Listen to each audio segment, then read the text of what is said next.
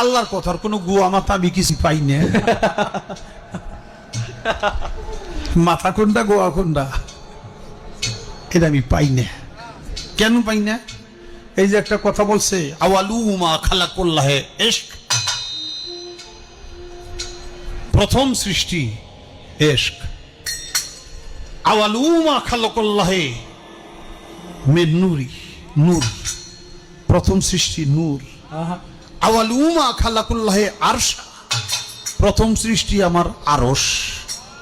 দেখেন, আওয়ালুমা খালাকুল্লাহে রূহ, প্রথম সৃষ্টি আমার রূহ। কয়টা হয়েছে? এক মুখ হয়েছে, দুই কথা কয়। হ্যাঁ, মুখ কয় না হুক কয়?